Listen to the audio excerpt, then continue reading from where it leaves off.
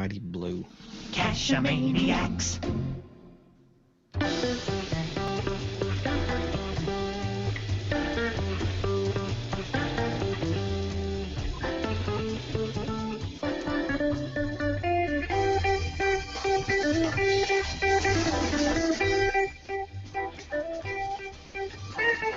GeoGearHeads.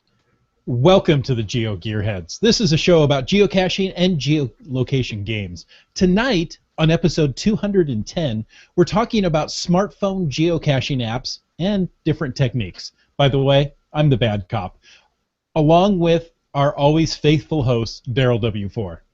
Well, it's good to know that I'm faithful, but you know, I do appear on some other podcasts. Oh, our somewhat faithful. Okay. Okay, sounds good. How about a faithful host? Faithful, I like that one. But we've got a couple of well-known cachers joining us again. We've got Shorty Knits and Scott Burks coming to us live from the studio I was at just a couple of weeks ago. Hey guys, how are you guys doing? Doing pretty well. And a little bit better this week, I guess, than the two of you had been doing, judging from what you were talking about on Geocaching Podcast. Yes, we are definitely getting over being violently ill over the past 72 hours. Yeah, but we had a tremendous weekend and ended it with being violently ill. So that's always good, you know. Yeah, it sounds like you guys had a great weekend. I did check out like two of the periscopes that you had done briefly before I lost connection. So only two? You only saw two of them? Come on. I only saw like two. You can go to Catch and see them all. Come on. No, well, you know what? You've got them on Catch. I'll have to go and check that out. I do. I have them on Catch. Catch.me/Scott Burks, I think, isn't it? Ooh, I didn't even know that you had Scott, signed were you up for that. periscoping yourself as you were ill? I didn't even think of that. No, I did not. No, I did not. No, Well, and you heard what the hottest thing was on the internet this week. What? A periscope of a puddle in the UK. A puddle? A puddle. It was going at that point for something like, I think, 100 hours. Oh my god. And had well over 100,000 viewers or something like that. It was like, this is seriously messed up. It's called like the something or other puddle watch. And it's a periscope? Who's paying for that data? Well, it was a like iPhone or something set up on the Wi-Fi in that person's apartment or whatever. Wow. So it's just the Wi-Fi. It's not going out over cellular. Right. That's kind of funny. I guess It's just one of those. It's one of those ways you could, back in like the late '90s, early 2000s, when you had like the work webcams, and you'd have a webcam Exactly. work kind of a thing. Like an eagle's nest. Right, like an eagle's nest. Yes. How's we the could puddle have. today? Yes. I'll put it on my fern tomorrow, and we'll see how many watchers I get. There you go. Just watch the music in the background, because or conversation. But I could just see the RIA coming after you. With the porn, I'll mute it. Hey. I was just thinking of the $100,000 bill you'd get for using copyrighted music. Oh, totally. I didn't even think of that. Yeah, you're right. I see where your mind went Right. straight to. Blanket apologies for Scott. But hey, right you know now. what? You work from home. What do you expect? Come on. Stop judging me. We don't want to know what's on your second monitor, Scott. Right now, your show notes, actually, if you want to know. Well, it's good to know that we occupy all of your time right now. You got it 100%. You got Jesse here, so you got 105%. Look at that. You got all of my time. Ooh, Jesse, I think that was a little bit of a slam. No, not at all. It was actually a compliment. Saying, She's only 5% of... No, what I'm saying I'm is the that... extra 5%. No, but so what I'm saying is when Jesse's not here, you only get 99%. My 1% is still with Jesse. Oh. Ah. So Got she's it. only getting 6%. Now, yeah, now she is here. Yeah. Wait, I'm not helping. I didn't think you were trying. You are, after all, the bad cop. Right? Well, I do have that name. Yes, I do. The bad pun cop is what it should be. All right, well, Police. let's get into our topic, which is smartphone caching. And we just did that whole overview of the apps and which ones to pick up. Now, I do want to mention one thing, Chris. We talked about looking for cache as my new favorite, but it took a big hit when I did the New Year's event. It would not open a GPX file from an email or from the web. Really? What wouldn't? Looking for cache. And it had done that previously, but something in the current version isn't doing that anymore. So that gets knocked down on my list a little bit because I really need that kind of stuff for the events.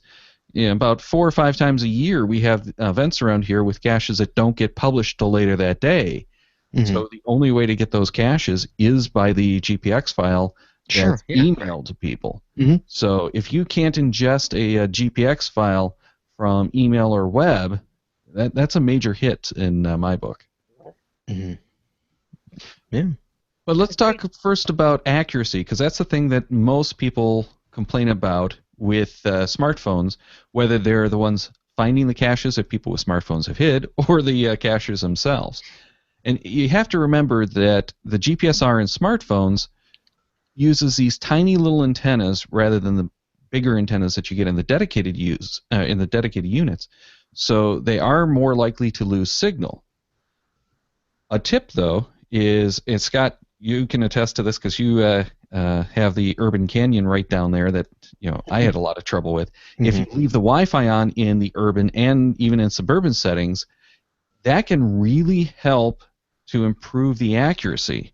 Well, yeah, it's using the Wi-Fi towers to help, isn't it? Yeah, it takes the access points that have been mapped out to get a better fix. Mm-hmm. So that's something that's really nice to have. And when it was about 2-3 years ago, I was down in Chicago doing a bunch of virtual caches. We had nothing but trouble with the Garmin units. Mm-hmm.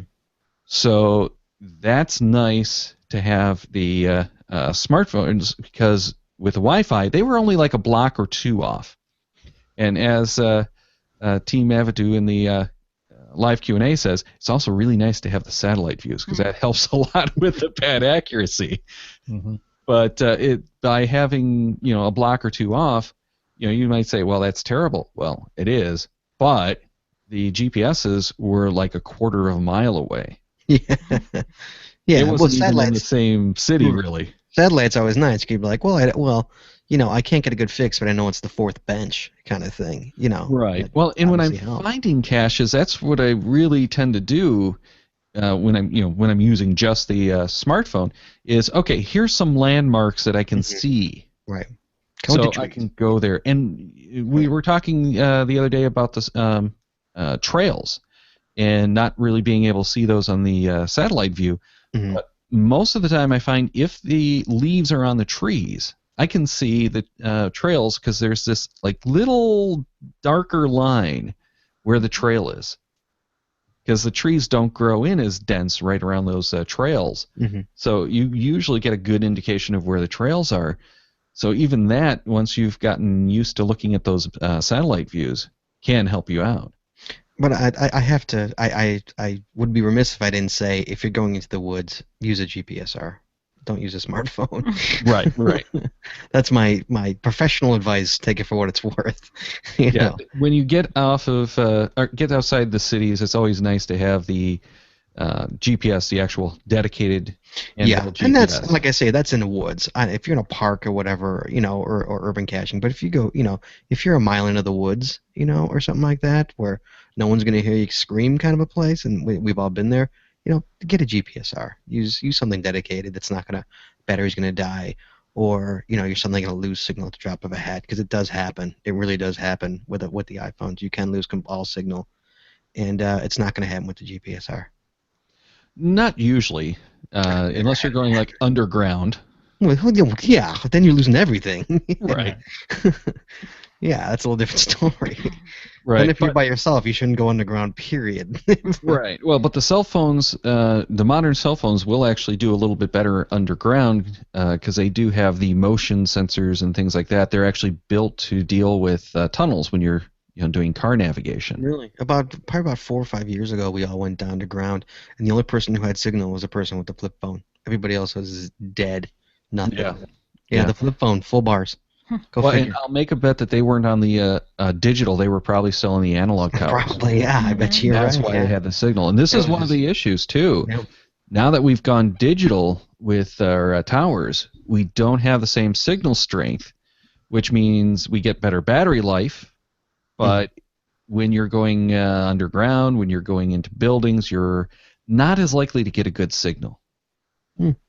Yeah. So this is an issue as well. As far as the accuracy, though, one of the big problems that people run into is they just open up the app and go. Really, you can't expect to get a good fix until about after like 5 minutes or so, because it's going to take some time for it to average out, to filter out all of the noise, and make sure that it has a good reading. And anytime you exit an app, it typically will drop the GPSR chip into a lower power mode or just shut it off. So you have to reacquire every time. Now, if you have the Wi-Fi on, that helps. If you have the cellular triangulation, if you're actually connected to cell towers, it's going to be a lot faster to acquire, but that doesn't mean that it's going to have a good position. So if you're going to do something like try to place a cache, you think of it like the old days using the E-Tracks or the, help me out, Chris, what was the old Magellan unit that a lot of people were using back in the day? Sport Track. Sport Track. Yeah. That predated me. I've never seen a Sport Track before. Oh, so Wait, I've got one somewhere. Daryl has one behind him. I bet you 10. No, I don't think it's behind me. I think it's like downstairs. I have the Sport Track. I have the Meridian. I have the Triton, the world's worst GPS. Actually, that's probably the second worst GPS. But in any case, with those older units, you had to average to get a good set of chords, and it's the same thing with using the GPSR and the smartphone. And one of the things that I hear more often these days is how much better people are getting chords from their smartphone through averaging than they were getting with like the 60, the 62 series of GPSRs, because those have that double or the quad helix antenna. They were picking up more of the refractions and bouncing more. So with a smartphone in a good situation, you can get really good chords if you're going to average it. If you're not averaging, don't expect to get good chords. Mm-hmm. And with the Oregon series of units, for a while, Garmin was telling you don't average or you'll get worse coordinates. Mm-hmm. Because the drift was terrible, especially on the Colorado. So there are some of those GPSRs that you don't want to average or you'll get worse reads. Generally with a smartphone, average. And if you can do it over a few days, that's true of anything. Your best way to average chords is to go hit it, come back, get another read. Right. It's not the leave it there for 10 minutes and average. It's come back over, several days or hours or whatever. Yeah, I noticed that with my Oregon, if I let it sit for a good 4 or 5 minutes, I can get a pretty good average, a good reading without taking an average. Just boom, marking chords. I get a pretty good one. And then with the phone, obviously, I don't, come back different days to try and what I usually try and get a good read. What I try and do is if I have my phone, I take chords, find a landmark, and then go to Google Maps and work off of that and try and get the best chords I can. And then usually have Jesse, if somebody go beta it, and she'll say, oh, the chords, are 30 feet or 10 feet or whatever off. So if they're really bad, fix them. But depending if not, on my accuracy too, though. yeah, of course, yeah. But Google Maps is one of the best tools for checking your location. However, it is very dependent on where you are and the quality of the satellite maps for that area. Oh, of course. Some areas I've heard are still like 60 to 100 feet off in their registration. Really? Most of the populated areas, though, I don't even notice the error rate because they've gotten it so tight now that it's disturbing almost. Yes, they're looking in your window right now. Wave Well, to them. you're taking a round Earth and trying to flatten it out. There's got to be some errors. So how is it that they're getting it that accurate? I don't know. Don't ask questions, Daryl. That's what you need to No. do. Well, I still Scott. want the real-time down-looking satellites. That's See, I'm right here. It says the cache is over there. Oh, I see that pile of sticks. I'm going to go get it. Scott, the last time the Google Map vehicle, the car, went through my alley, Mhm. its camera was up above my fence. So I looked at it. I could actually see my father sitting in my living room. You're kidding. I'm like, Oh, that's really? awesome. You can see that? That's Anybody awesome. then can see this. At least they usually blur out the faces. Well, it was the side. It was the side of his face, so I don't think it recognized it. But That's eerie. What if your dad Yeah. wasn't over that day? That'd be even eerier. Yeah. Over that day. Wow. Oh, Chris, you had an app that you wanted to mention? You talked about averaging, and the iPhone doesn't do it well on its own, but there is a decent app called, oddly enough, GPS averaging. You can find it in the iTunes store, and it does a really quite decent job of taking your location and averaging the information it's getting from the GPS. And obviously you have to again let your phone sit for 5 minutes before you can Yes. turn that app on, I'm assuming, correct? Well, even if you turn it on and let it go, Yeah, really Yeah. the best. If you're moving it's around, gonna- you're not going to get a good reading. Well, No. actually, the best way to start getting that fix is once it's actually locked on satellites. If it hasn't locked, it's not going to really help. Mhm. You're going to make it worse. But once you actually have a fix, I'm told by many, many people that the best way to get a good reading is to keep the GPS moving. So that 5 minutes that you need a good read, don't necessarily sit still. Definitely don't leave it on like the dashboard of your car because that will actually interfere. hmm But if you're walking around with it, that's the best way to improve its reading because then it's moving. And GPSR's software generally want to be moving. mhm. They don't expect you to be sitting there because if you're sitting there, then why are you have a GPS? You already know where you are. Yeah, true. Yeah. Okay. So they've I optimized remember- the software for motion. What did you say, Jeff? I want to go back just for a second, Daryl. You mentioned about on the phones, if you exit your app, that a lot of times it'll drop the GPS. Right. And a lot of the apps actually have a setting built in that if you can change that so that if your screen goes off or you exit out, it'll leave the GPS running in the background so that it'll get that quick that fix Right. a lot quicker. Right. Well, and in most cases, just closing out of the app doesn't do it. You have to exit out. But what the OS is actually doing is, especially now when you're getting into lower battery usage hmm or battery capacity, they're actually dropping it automatically to a lower power mode. So it's not shut off. It just goes down in accuracy because it's only, instead of like sampling several times a minute, it's going to sample like once a minute. That kind of stuff. So it doesn't necessarily shut it down, but it will, in many cases, when you reopen that app, need to get its good fix again, because when you're 5 minutes of caching, switch out and go use email or whatever, send your answers. When you come back, it's not going to be as accurate for a couple more minutes. hmm Let's see. We also got a comment by John that GPS or Geocache Placer is an app for Android that will do the GPS averaging. Hmm. And on that note, we should also mention Motion X GPS does averaging. Does it? And if you're a Geosphere user, that does the averaging right in the app itself as well. When's that? Is that my phone? That's you. Oh my goodness, where's my phone? Up there. Sorry, guys. No worries. Sorry, guys. My alarm going off. Sorry about It's that. live. Sorry, I thought it Is was that- her. I was gonna Is yell that at the her. alarm to be on the podcast? Not me. Sorry about that, guys. What were you saying, Daryl? Because I had a thought. Do you remember? Oh, we were talking about the averaging in Geosphere, and Right. Thank you. Did you just had the Geosphere guy on your last week, didn't you? On your show last week? Was that no, him? we haven't had Geosphere on in years, but Oh, he I has thought come that- back. I thought the guy with the accent I thought that was the Geosphere guy. Oh no, yeah. Was that the Project GC guy?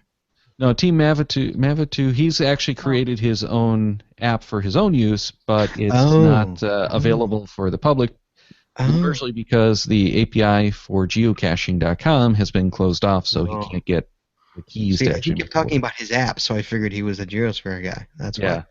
why. So the Geosphere, he's rewriting it, correct? Did you He's say got to rewrite it from the ground up pretty much. because of iOS 9, right? Well, because of iOS 7.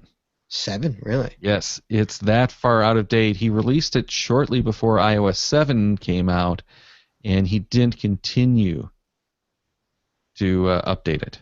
But he's gonna rewrite it. Is that the plan? His plan that he announced back in October was sometime in December, I believe. He was going to come back to start working on the new version. I'll let you know. I used it this weekend, Geosphere, and it worked perfectly. In fact, I had some of the best readings of our group. You have you're on Android, right? You're not on iPhone, right? No, he's No, I'm on iPhone. Oh, you're on iPhone. Okay. Yeah, that's our problem tonight. Is we've got 3 iPhone users and 1 Android user. Yeah,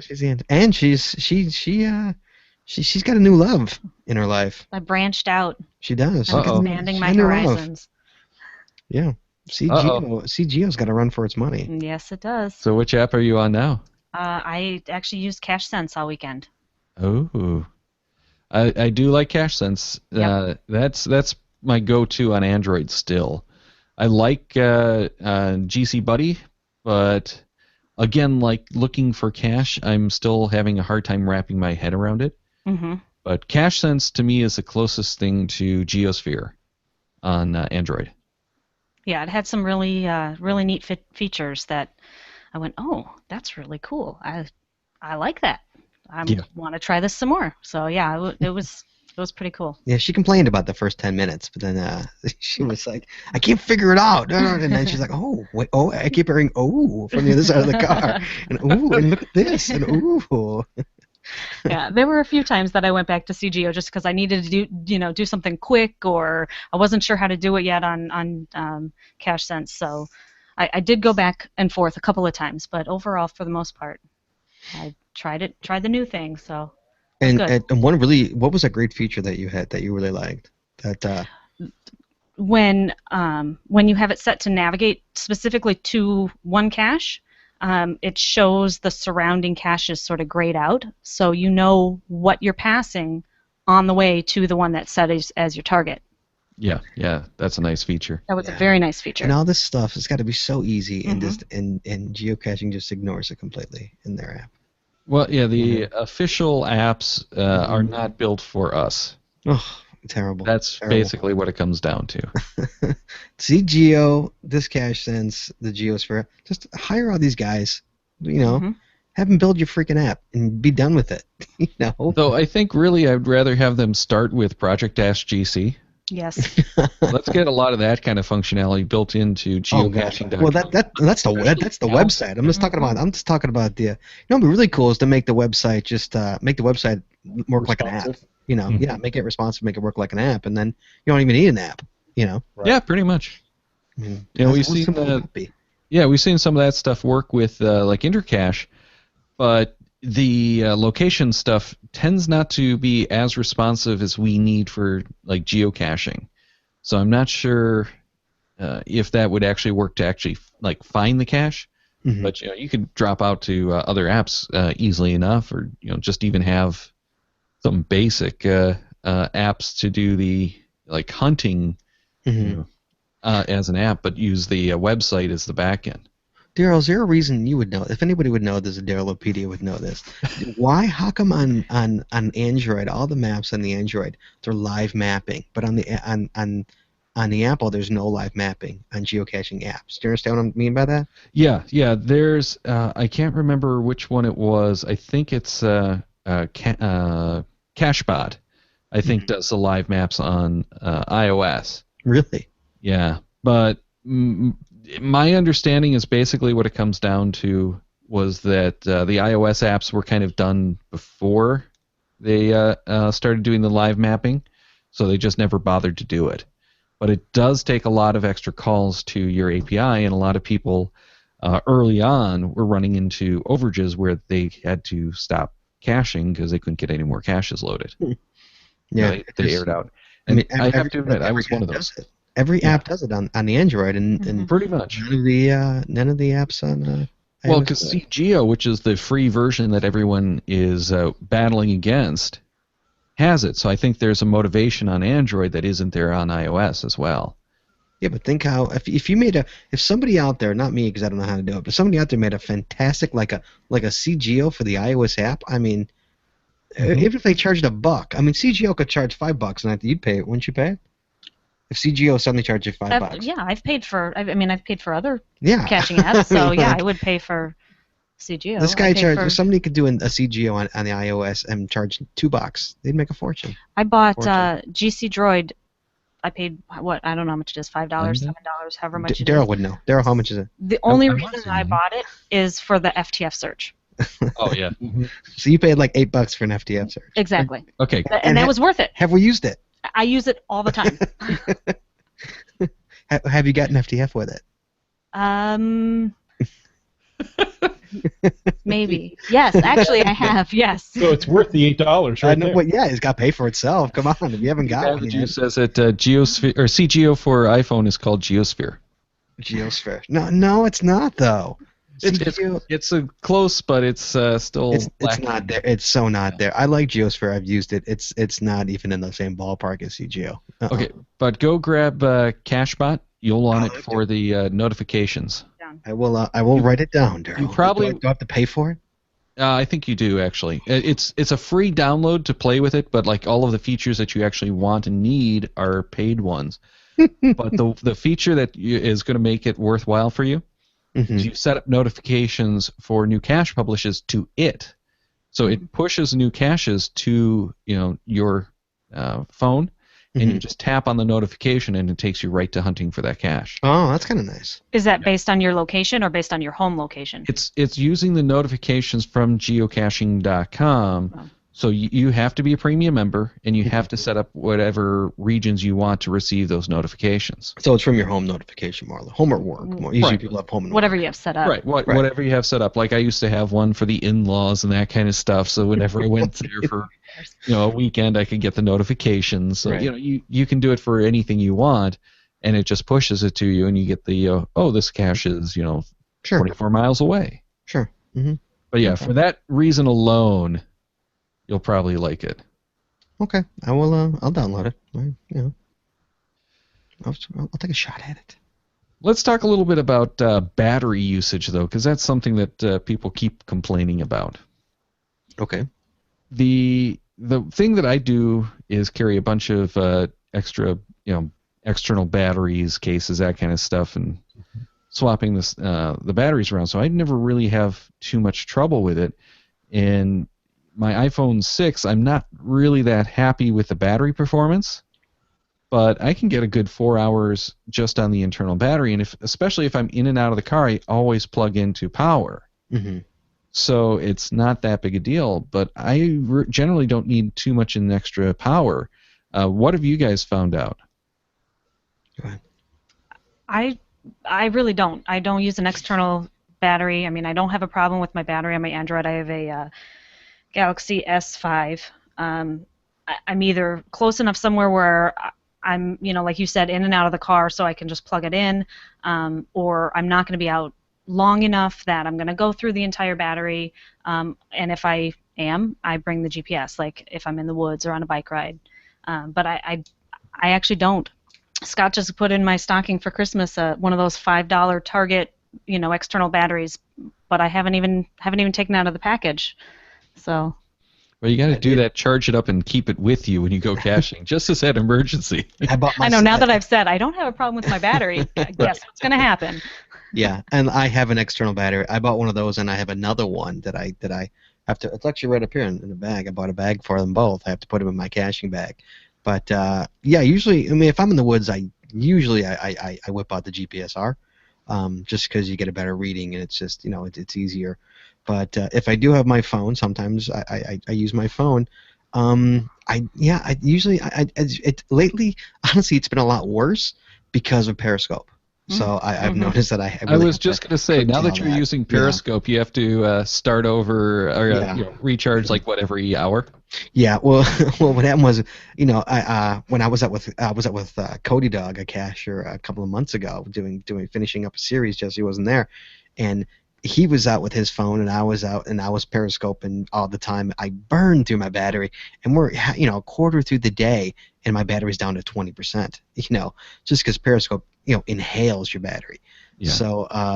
So he luckily he's the one who showed me. He's like, oh, I just bought this $5, guys. Everybody out there, $5 in that dollar section of Target when you first walk in the door.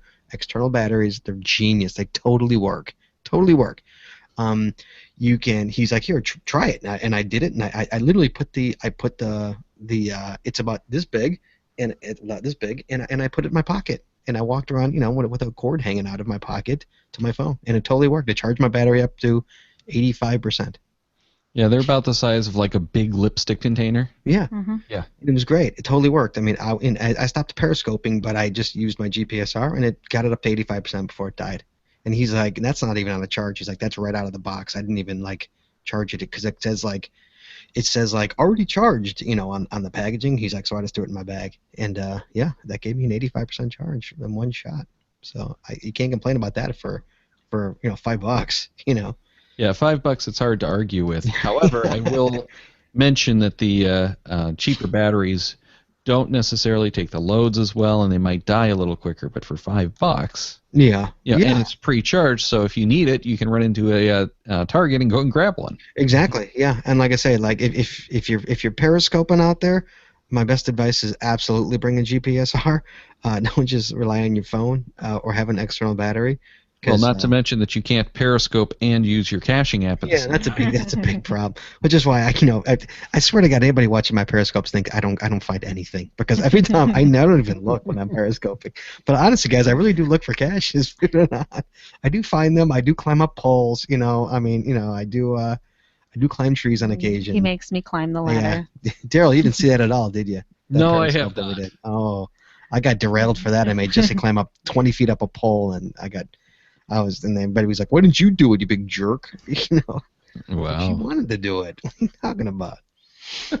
Yeah. So I'm thinking of all kinds of rooster jokes from our. So it's very. So we won't go there. So it's one of those. If you can't periscope and geocache at the same time. So you can only do one or the other unless you have a GPSR, obviously. So if I noticed that before periscoping ever came to be, I could go hours, pretty much if I was pretty good, of turning off my phone or whatnot and being very careful.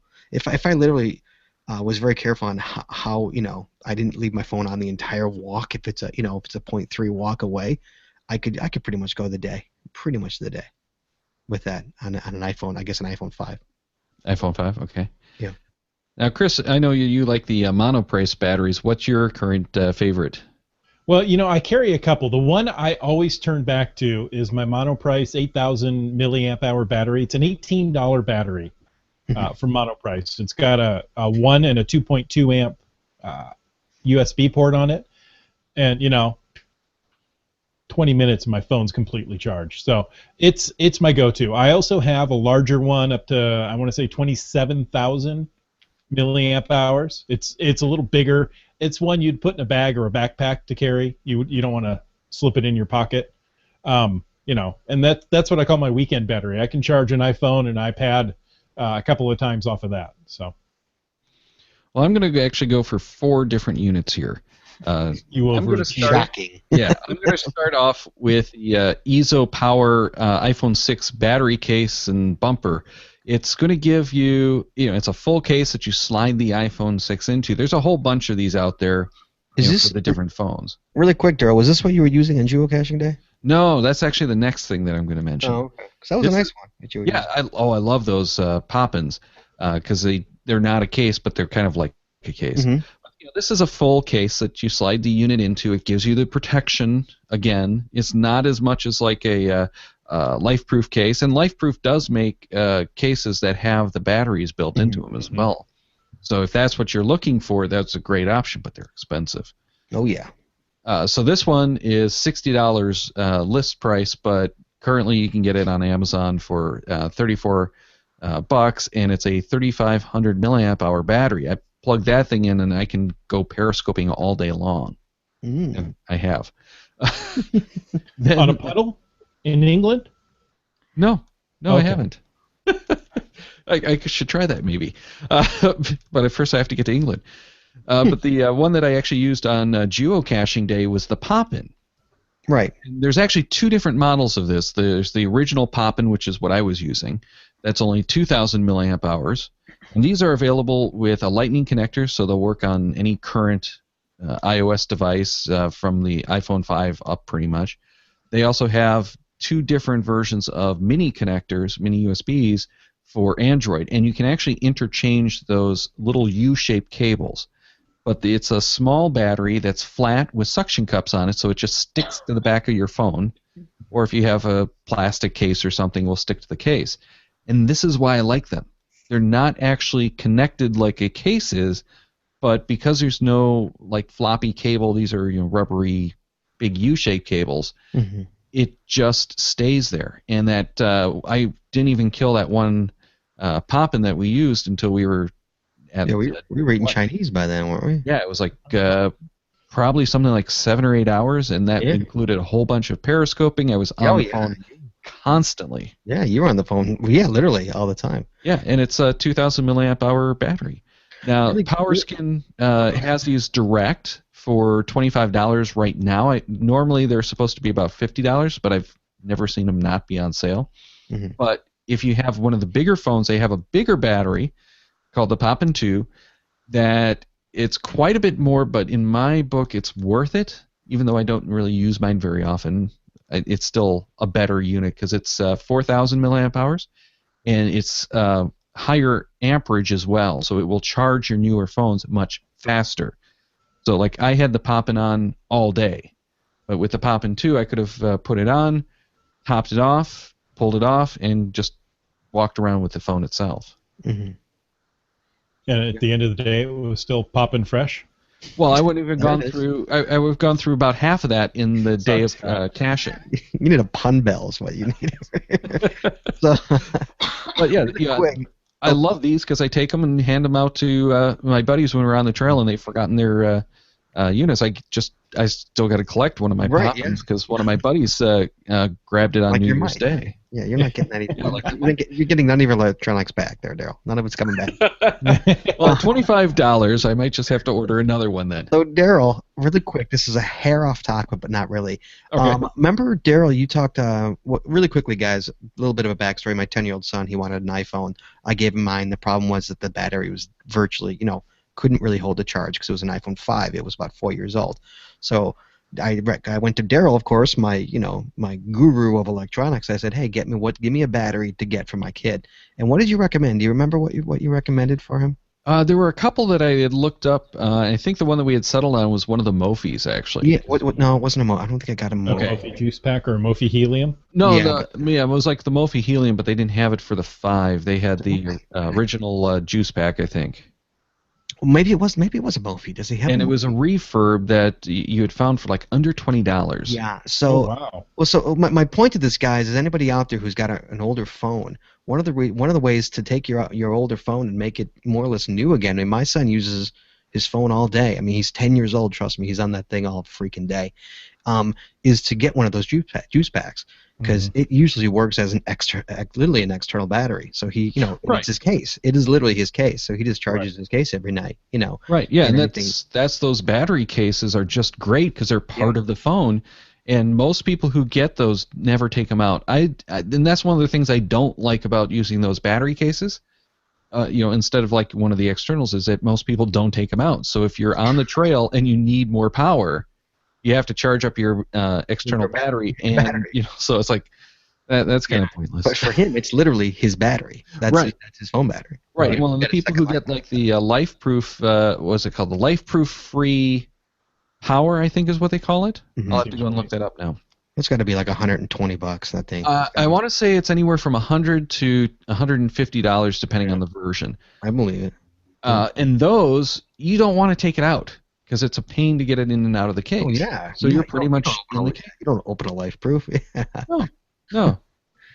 Someone had one a while ago. I want to say it was Duracell that actually used one of the inductive charging systems. Mm-hmm. So it's an external battery case, and it was inductive charging, so you didn't have any ports to worry about. Interesting. I loved that. That was awesome. So sorry about that. A hair off topic, No worries. but a little fun fact and little side note. That's all. Yeah. Back to Well, very relevant. That is the right case, Daryl. It's the LifeProof free power for iPhone 6 in this case. Yeah, they also have it for typically- 6 Plus. Yeah, typically $129 is on sale right now for $99. Ah, there we go. Okay, so that's what it was $100 on sale, and I think the Plus version is normally $150. Mhm. The Plus version I think was just released like last week. Oh, really? I think so. When did the Plus come out? The Plus has been out for a little over a year and a half, but the free Wait. power. The Plus 6 has been out for a year and a half. Yeah, no, the- the 6 and the 6 Plus came out at the same time, but they didn't come so what am out I with the thinking of? free power. Well, you're thinking maybe the 6S Plus. Yeah, that's what I'm thinking of. Yeah. Yeah. That's what I'm thinking of. And the 6S and the 6, and we're talking iPhone again, of course. 6S and 6S and the Plus versions of those are the same cases. You don't have to worry about a specific case for the 6S. Just get any iPhone 6 case and you'll work. Right. But the free power only came out at like the end of the summer, if I remember, for the iPhone 6. So it's a newer product as well, and it took them a little longer to get the Plus version out. And most people who have the Plus really don't worry about the battery consumption as much because it does have so much bigger battery than the 6 does. Oh my God, that thing's a phablet. It's humongous. Oh, It it is. is. It It's is. a monster. Look, it's bigger than my head. And I can't stand to go caching with that, but I do know so many people who used to carry an iPad or God. Nexus 7 or whatever and their phone, and now they just have the 6 Plus or the Note. It's like, this is it.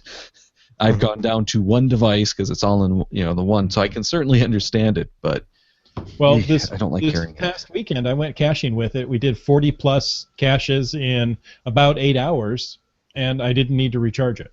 And you periscope none of it. What's up with that? Man, Well, yeah, if he had periscoped, he would have only been able to get about 6 hours out of it. I was driving. Oh, there you go. I Just- drove all geocaching day. What's Mount Okay. the phone. Mount the phone, and. All right. Then I have one more battery I do want to mention because it's a cool, inexpensive, waterproof battery, and that's the FosPower. It's a 10,200 milliamp hour battery that's IP67 rated, and it's only $33 at Amazon right now. Ooh. So I got one of those things. I don't think I even paid the $30 for it when I got it on a flash sale, one of the lightning deals. Mm-hmm. And it's not like an awesome battery or anything, except for that waterproofing. Mm-hmm. That's what makes it great because I can see it comes with a carabiner so that you just clip it on. Yeah, but you clip it on the backpack or something. Mm-hmm. You don't have to worry about it getting wet because it's waterproof. It's got the little LED flashlight thing that some of these batteries have, so that's kind of nice. Mm-hmm. And it's just nice to have that security of here's something I can take hiking with me, and I don't really have to worry about it. Mm-hmm. Did the carabiner seal the deal for you, Daryl? Well, of course, because I like the hookers. Ooh, well played.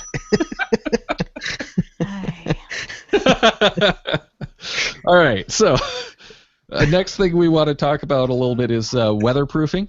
And, of course, this doesn't necessarily mean, like, for rain. It could be, the snow, of course. But, like, even the sand and the dirt and dust can wreak havoc. So this is something that you do want to think about. I think, Scott, you were using, like, a OtterBox or something? Yeah, well, yeah, I'm using an Otter. Jesse bought me an OtterBox for Christmas. I had a LifeProof on I've had LifeProofs on my phone for years, and Jesse can't stand how my voice sounds through a LifeProof. She's, it sounds like she's. It sounds like a talking like this in the LifeProof case. She But got your me an phone was OtterBox. safe. You just couldn't My talk. phone was perfectly safe. Yeah. So does my voice sound better now? You'd sound much better. Does it? All right. Yeah. So I can actually hear you. Yeah, Black Friday they had OtterBoxes for like $20 or something like that. Where we went. So she's like, "I'm buying you this for stocking stuffer." All right. Yep. Fine. Yeah, and there's Surprise. tons of different cases from both OtterBox and LifeProof and many others. Mhm. The ones that are fully Yep. waterproof. Well, yeah, and OtterBox LifeProof is now owned by OtterBox. Are they really? And Yeah, for the they have record, been for a few for the years. record, I love LifeProof. I'm a huge LifeProof supporter, and it's a fantastic case. Like probably not, if I just got really used to just always using my earbuds when I talk to anybody on the phone because if not, they couldn't hear me, and so. But like I'm a huge supporter of it. It's a genius case for the phone. I mean, nothing happens to your phone. You can do whatever you want with that sucker, and nothing's It's a happening. lot smaller and lighter weight Yeah, than is yeah, the OtterBox. hmm But yeah, you'll find that certain versions of those cases will work better if you need the microphone and speaker to work well. hmm So like you get those those fully waterproof cases tend Sorry. not to work so well with the microphone and speaker in your phone. I had a buddy who got one of the cases from I think it was from Griffin for his iPhone 5 and discovered it was interfering with his Verizon signal. Really? So he couldn't Wow. get a What? good signal inside the case. So, most of that kind of stuff has been resolved now. This is back in the early days of LTE on Verizon. It was the first LTE phone, so people didn't realize that they were building cases that interfered with the signals from different carriers. Really? Jesse, are you using anything? Yeah, I use an OtterBox. I have a Defender on my phone, and it's what I've always had the past couple of phones. I've always new phone, go out and get a new OtterBox Defender. I've never had an issue with it. By the time I'm done with my phone, the case is completely beat up, and the phone is like brand new inside. And I've even a couple winters ago, I unknowingly dropped my phone in the snow and went back to the car and realized I didn't have my phone and had to trek all the way back out and found my phone buried, near the cache, thankfully, and it was perfectly fine. So, See, and that's when you like Android Device Manager, so you can make it sing to you from the snow. right. What was I with you with that? No, you know what I was doing? okay. I was Oh my actually God. hiding your 10K. You're kidding. No. Oh, nice. So you were hiding a bonus for Scott with a new phone. Right. Did you use the phone for the coordinates? I did, and then used Google Maps to fine tune. All right, Chris, what do you use? I had a LifeProof case for my iPhone 5. I loved it. I only put it on when I needed it because, Scott, like you, I couldn't hear well through mine. Mhm. Other people said they could hear me fine, but it was like, Five, listening no, the through a 5 was tin okay. It was the 6 Yeah, that was really bad. it was the the new one. 5 was all right. Yeah. So I put it on when I needed it. But another thing I have is basically just a heavy-duty Ziploc bag. Okay, this is an actual water-resistant, weatherproof pouch. It's got 3 zips on it. You roll down and then snap. Yeah, sure, yeah. Can you get the textile with that? I mean, can you? Yeah. Does it work? You all right with it, or are you just used to it? Yeah, it works very well. Here, I'll. Let me see. Show me. I'm just curious how form-fitting it is to it. So there's the 6 Plus in there, Mm-hmm. and it fits. I can't get the bottommost zipper done, so I can only use 2 out of 3, Mm-hmm. which that's enough. Mm-hmm. But yeah, you can go right through the plastic. Is it tactile enough where you can you know what I'm saying, like the problem sure, does it Yeah. feel like it's in a bag, or like is it like pretty much does it? Oh, I mean I can Oh, okay. zip right through it and do what I Okay. need to do. Right. Oh, okay. That's not It's terrible. like the screen to my, my running armband Yeah, that I put my right. phone in. Yeah. Yeah, exactly. It's one of those things that if you're out in the rain, I'm really glad I have it. Oh, absolutely. And what do you have underneath that? Is it a OtterBox on the phone? What's on the what's the case? This is this. It's another monoprice, just clamshell. Oh, okay. Just a token. Silicone on the inside, hard plastic on the outside. Sure. Yeah. Okay. Well, and one of the cheap tips that a lot of people like to throw around is just bring Ziploc bags. Yeah. Because the Ziploc bags will work in an emergency. They're small, they're thin, they're easy to carry. I can't really use a phone through it. I mean, yes, you It's can tough. make the touches, but the plastic and stuff on those bags is just really annoying. Hmm. Yeah. Team So Mavic, this you've one works asked well. if we have something to keep the phone cool. Yes, an Australian cacher here. And that is a big problem. Yeah. Yeah. Now, the nice thing is if you have it in one of these waterproof cases, you could actually just, like, cool it in a nice cup In a of cold screen. water. Mhm. Yeah, exactly. Drop it in Yeah. the snow. Unfortunately, LifeProof is kind of at least my phone was it would get really hot in the summertime if we were out, because it's in that locked case, and it would get hot and occasionally overheat. Remember, every once Yeah. in a while I'd get your phone is too hot kind of that thing where you gotta put it in my pocket, try and get it to cool down. I don't know about a cool.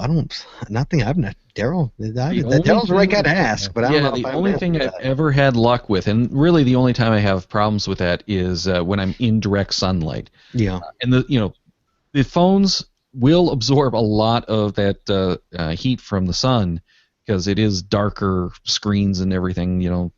It's going to get warm. So shield the sunlight from it, especially in the car, is where I have problems with that. So what I find is putting like white cases on helps a lot. And it sounds silly, but a white case does help a lot. And things like the silicone, unless it's like vented, tend to hold that heat in as well. Right, which is not the LifeProof. It's barely vented. Right, because it's waterproof. Right. Yeah. So yeah, if you go for the white, that's going to help. The lighter colors so that it bounces that light off and doesn't absorb and get as hot. What about a whiter phone? Does that have anything to do with it? That's why I get the silver phones now. The white phones is because of that heat problem. Really? Because I had that problem, and it was almost exclusively when it was on the dashboard. And what I discovered is even putting the white case on it helped a ton. Mhm. But Yeah. also just blowing the air conditioning on helped to keep it a little bit cool. So, But there's a vice versa as well with the it's too cold. I've had my phone give me, hey, dude, it's too cold, I'm not working. right. I've had So, that. and that's actually something we talked about with the winter caching show is the efficiency of batteries. Oh yeah. So And any I of these big bigger iPhone batteries? things. My iPhone 5 used to shut down like that. Just it'd Yeah. go from 80 to 0 and boom, no battery. Right. Now imagine, Any of the guys, for phones, those. any of your batteries, anything like that, when you're out in these colder days, Mhm. try to put them on your inner jacket pockets Yep. to keep the body heat there. I literally would put mine down my pants. Is where I would put literally down my pants. But guys, listeners, now imagine you're in the woods by yourself, a half a mile in the middle of nowhere, and your phone shuts off. What are you doing?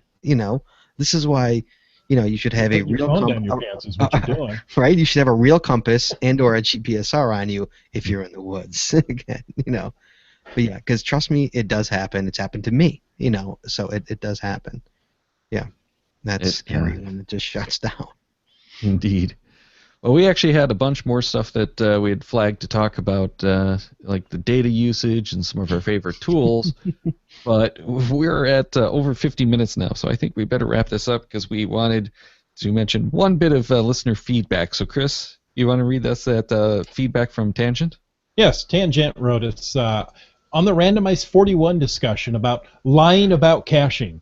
My non-geocaching wife of 25 years and I have a code inside joke that we use. Technically, it's a lie, but we both know exactly what it means when I say I'm going for a walk or going to outside to play or sometimes even going to visit my girlfriend. Now, I suspect the two of you have a different problem with lying. Yes, Yeah. No, I'm not going after that FTF. Yeah, she'd be like, "You're not going without me. Where you going? Where you think you're going?" Yeah, She's getting notified and you're not, Scott. yeah. She bought That's an not app for it. happening. Yeah. She has an app for that. The only time I ever go is when she allows me to go. When she goes, "No, you can go. It's okay. Go ahead." No, when I call them and say, "Here, I solved this brand new puzzle that just came out. Yeah, those- You're home working. Go get it. I'm stuck at work." Yeah, those are the nice ones too. Yeah, the It's freebies. home working. Right. Yes, I work for a living. Yeah. Do we want to look at your browser history?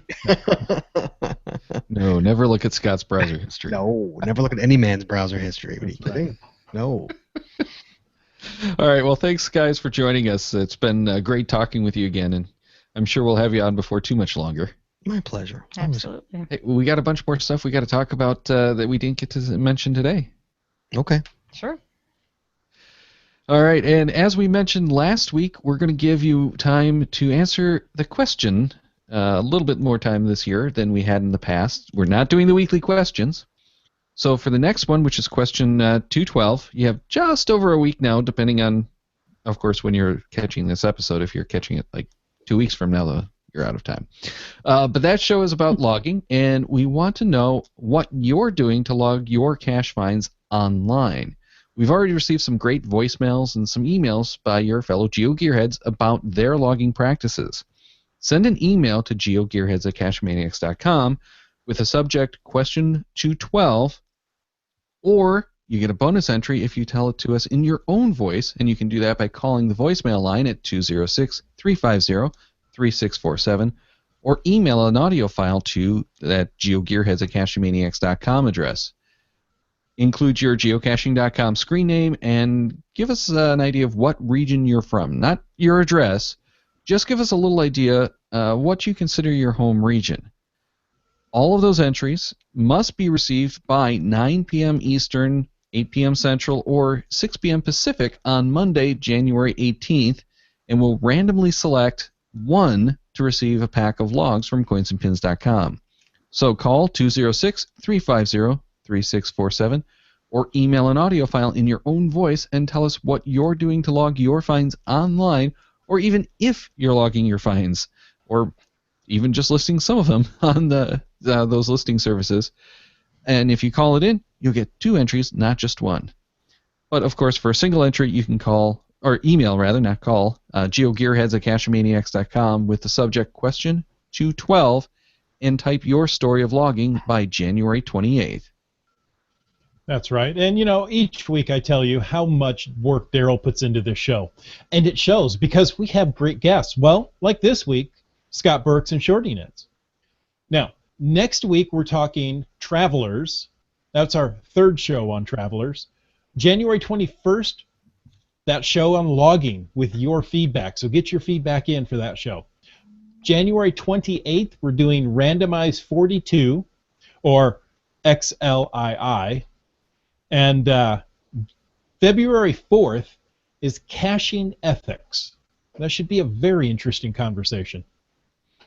Check the Cachemaniacs website at cachemaniacs.com for more on the GeoGearheads, including show notes for this and all of our episodes. We love hearing from our listeners, so leave us feedback by calling 206-350-3647, by emailing geogearheads@cachemaniacs.com, or through social media. Your support helps keep the Cachemaniacs shows coming. Please consider becoming a patron through the link on our website to support the Cachemaniacs shows. GeoGearheads is produced by Chris Steffenauer and Daryl Wattenberg. This show is copyright 2016 by Daryl Wattenberg. All rights reserved.